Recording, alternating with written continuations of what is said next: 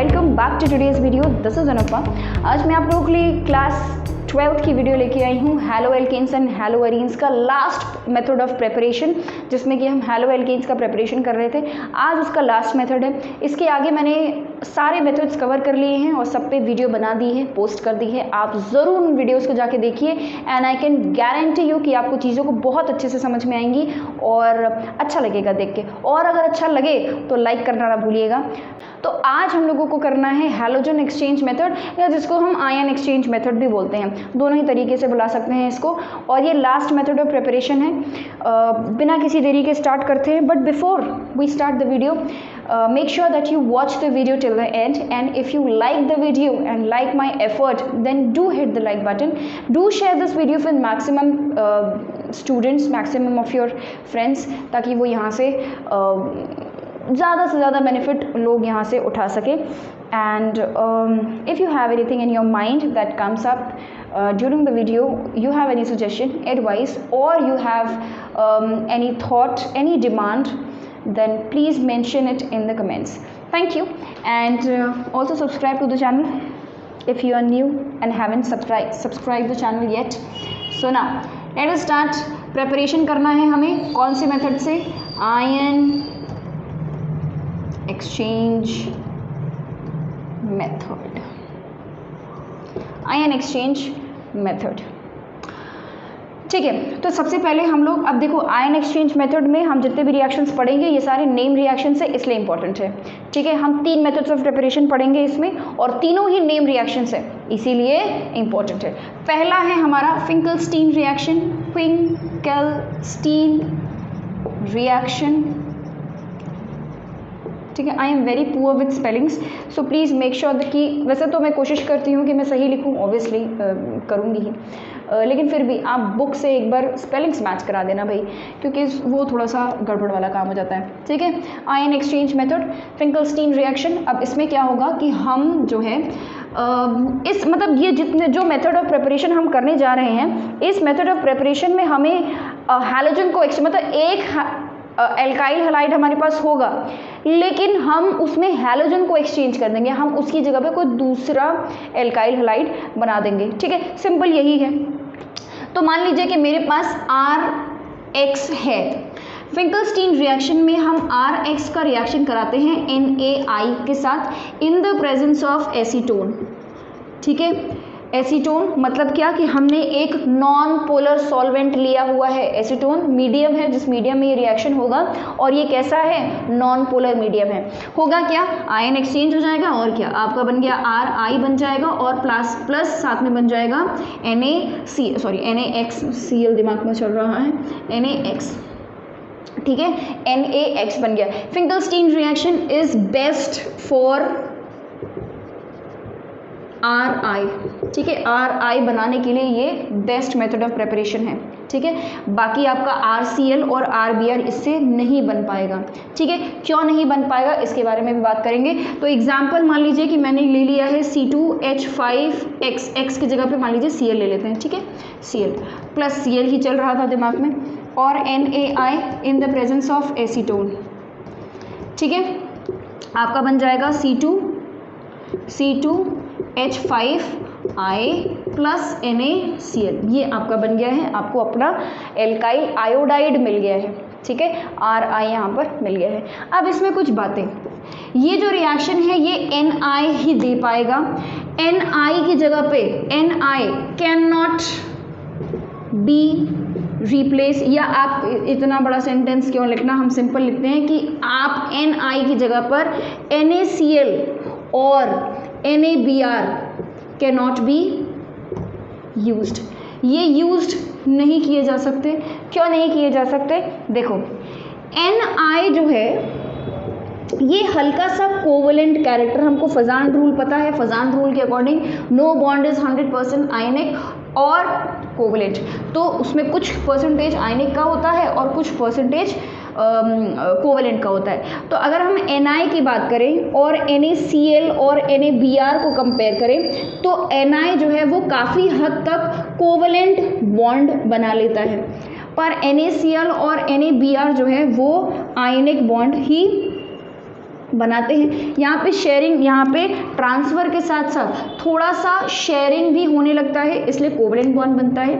और NaCl और NaBr में आयनिक बॉन्ड बनता है, यानी कि इसमें ट्रांसफ़र ऑफ इलेक्ट्रॉन की टेंडेंसी ज़्यादा है, शेयरिंग कम हो रही है, ठीक है। तो अब इसके वजह से, और हमने Na और NaCl NaBr डाला कहाँ है, हमने डाला है एसीटोन में। एसीटोन कैसा है, नॉन पोलर, ठीक है, नॉन पोलर मतलब क्या, और हमें पता है कि कोवलेंट कंपाउंड्स ही नॉन पोलर में सॉल्युबल हैं, ionic compounds are not soluble in non polar, ionic compounds polar में सॉल्युबल होते हैं। तो अगर हम इन दोनों की बात करें तो इन दोनों में से कौन एसीटोन में नॉन पोलर सॉल्वेंट में सॉल्युबल होगा, Na क्योंकि कोवलेंट है तो it will be soluble in acetone, और जब एसीटोन में वो सॉल्युबल होगा तो वो क्या करेगा, I नेगेटिव आयन दे देगा। भाई जब आपको यहाँ से I नेगेटिव आयन मिलेगा तभी तो वो X की जगह पर रिप्लेस हो पाएगा, ठीक है। अगर आपको I नेगेटिव आयन मिल ही नहीं रहा है तो कैसे रिप्लेस होगा, नहीं हो पाएगा, क्योंकि एसीटोन के प्रेजेंस में ये नॉन पोलर है, उसके प्रेजेंस में ये कोवलेंट बॉन्ड हल्का सा शो कर रहा है। कोवलेंट बॉन्ड्स जो है वो सॉल्युबल होते हैं, आराम से यहाँ से I नेगेटिव आयन बन सकता है और रिप्लेस हो सकता है। क्योंकि ये दोनों आयनिक बॉन्ड्स हैं और आयनिक कंपाउंड जो है वो नॉन पोलर में सॉल्युबल नहीं होते हैं, इसी वजह से यहाँ से Cl नेगेटिव और Br नेगेटिव आयन बनाना पॉसिबल नहीं है, इसीलिए ये दोनों ये रिएक्शन नहीं देते हैं। आई होप मैं क्या बताना चाह रही हूँ ये आप समझ गए होंगे। यानी कि आप यहाँ पर ये बात लिख सकते हैं कि बिकॉज NaCl एंड NaCl और NaBr क्या है, आर प्रीडोमिनेंटली मतलब ज़्यादा मात्रा में, ज़्यादा परसेंटेज में predominantly ionic, they do not dissolve या डिसोशिएट आप लिख सकते हो, they do not dissociate in acetone to give Cl negative और Br नेगेटिव आयन, जो कि Na में हो जाता है। और Na आप इसमें लिख सकते हो आगे, Na being predominantly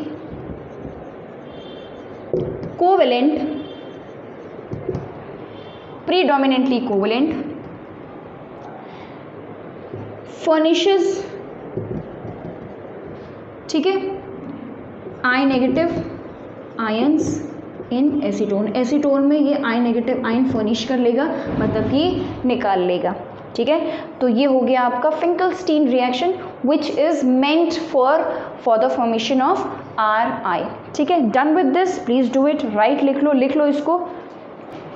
all right, next method of preparation करते हैं। नेक्स्ट मेथड ऑफ प्रिपरेशन भी एक नेम रिएक्शन है इस, और ये हम लोग पढ़ चुके हैं, ठीक है, प्रिपरेशन ऑफ हैलो एल्केन्स में, preparation of haloalkanes from alkenes में हम लोगों ने इसकी बात करी हुई थी, तो दोबारा करेंगे इसकी बात, तो रिविजन हो जाएगा। आई होप कि आपको वो टॉपिक याद होगा जिसमें हम फ्लोरिनेशन करा रहे थे। तो हमने बात किया था कि direct fluorination is not possible, तो हम क्या करते हैं, हम स्वर्ज रिएक्शन से फ्लोराइड्स बनाते हैं, स्वर्ज रिएक्शन, ठीक है। तो स्वर्ज रिएक्शन जो है वो जनरली यूज़ किया जाता है किसके लिए, फॉर फ्लोराइड्स बनाने के लिए, क्योंकि फ्लोराइड्स को हम डायरेक्टली नहीं बना सकते।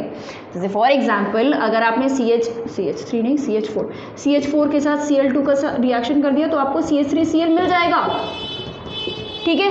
लेकिन अगर इसकी जगह पर आपने फ्लोरीन लगा दिया F2 के केस में क्या होगा, ये रिएक्शन नहीं हो पाएगा, क्योंकि ये रिएक्शन बहुत ज़्यादा एक्सप्लोजिव है, ये पॉसिबल ही नहीं है कर पाना, ठीक है, इसको कर पाना इज़ नॉट पॉसिबल। तो हम क्या करते हैं, हम फ्लोराइड्स बनाते हैं। हम फ्लोराइड्स इस तरीके से नहीं बना सकते, हम फ्लोराइड्स बनाते हैं कैसे, स्वर्ज रिएक्शन से। स्वर्ज रिएक्शन में वही सेम कहानी, एक्सचेंज ऑफ आयन हो जाएगा। तो मान लीजिए कि मैंने कोई X ले लिया है, आप इसका रिएक्शन किसी फ्लोराइड के साथ करा दो, इनऑर्गेनिक फ्लोराइड, जैसे फिर AgF और Hg2F2 और SbF3, इनमें से किसी के साथ भी करा दो, ठीक है, इनमें से किसी के साथ भी करा दो, तो आपको क्या मिल जाएगा, RF मिल जाएगा। क्या मिल जाएगा? RF मिल जाएगा। एग्जाम्पल देख लेते हैं। एग्जाम्पल जैसे हमने करा दिया है CH3Cl लिया हमने और इसका रिएक्शन मान लीजिए Hg2F2 के साथ करा दिया, ठीक है। तो क्या मिल जाएगा हमको? CH3F मिल जाएगा प्लस Hg2Cl2 मिल गया, ठीक है।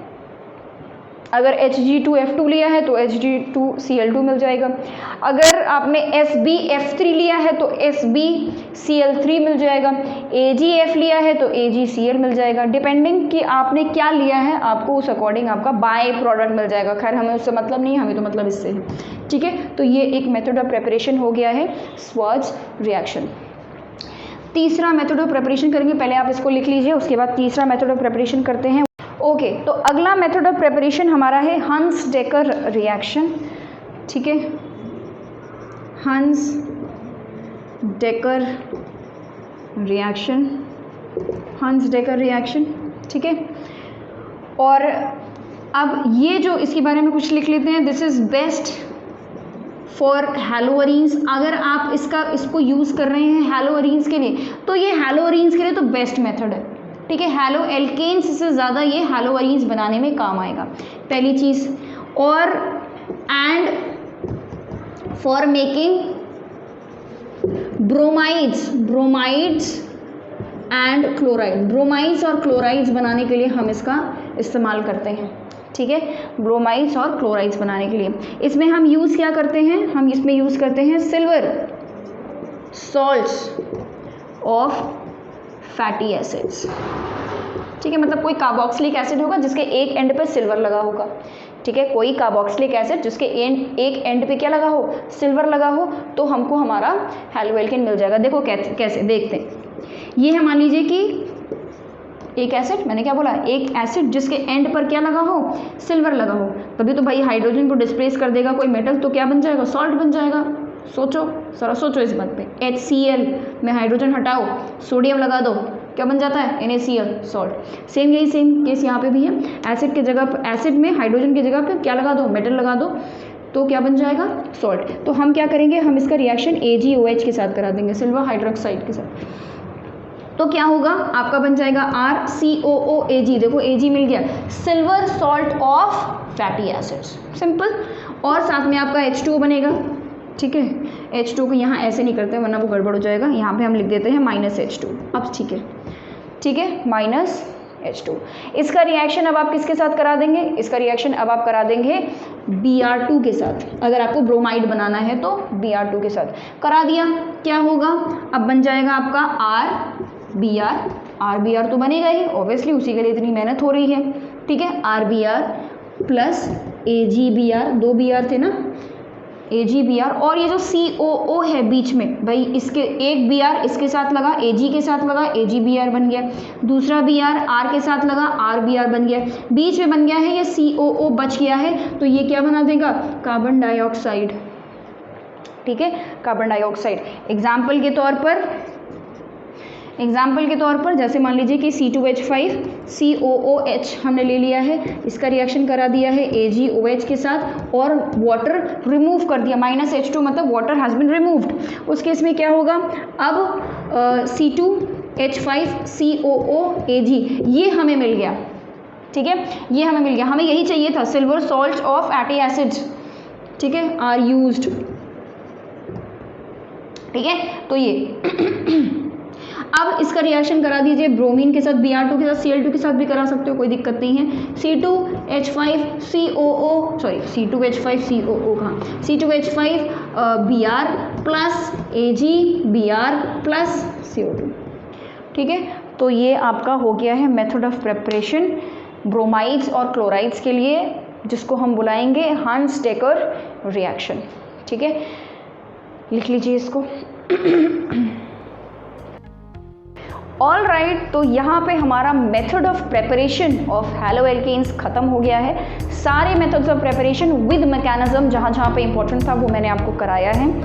और अब अगली वीडियो में हम बात करेंगे केमिकल रिएक्शंस ऑफ हैलोएल्केन्स, जिसमें कि पहली वीडियो में यानी कि इसके नेक्स्ट वीडियो में मैं आप लोगों को न्यूक्लियोफिलिक सब्स्टिट्यूशन रिएक्शंस के बारे में बताऊंगी। और ये बहुत इंपॉर्टेंट है सिर्फ इस चैप्टर के लिए ही नहीं, आगे के कई सारे चैप्टर्स, मतलब जितने आप ऑर्गेनिक में ये SN1 SN2 तो पढ़ेंगे ही पढ़ेंगे फॉर श्योर, ठीक है। और आपको कई बार पूछ भी लेगा कि इस रिएक्शन में कौन सा मैकेनिज्म, कई सारे क्वेश्चंस बनते हैं, इस रिएक्शन में कौन सा मैकेनिज्म यूज़ हो रहा है, SN1 या SN2 यूज़ हो रहा है। अगर SN1 तो इसकी रिएक्टिविटी बताइए, SN2 तो आपकी रिएक्टिविटी बताइए, कौन ज़्यादा आसानी से रिएक्शन, बड़ी सारी चीज़ें हैं, ठीक है। मैं कितना भी बोलूँगी तो वो बहुत कम होगा, बहुत सारी चीज़ें। तो next video has to be very very very important, और वो आपको ज़रूर देखना है, तो मत देखना भूलिएगा, ज़रूर देखिएगा अगली वीडियो को।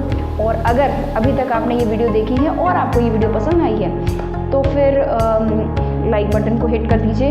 और अगर आपकी कोई पर्सनल कुछ डिमांड है कि आपको ये चैप्टर चाहिए या ये टॉपिक कवर करना है तो आप ज़रूर कमेंट्स में लिखिए, मैं कोशिश पूरी करूँगी कि मैं जल्दी से जल्दी उस डिमांड को पूरी करूँ। So thank you for watching this video, and if you are new to this channel then please subscribe to the channel. मैं 9, 10 साइंस और 11, 12 केमिस्ट्री पर वीडियो बनाती हूँ और आप भरपूर आनंद उठाइए उन वीडियोज़ का।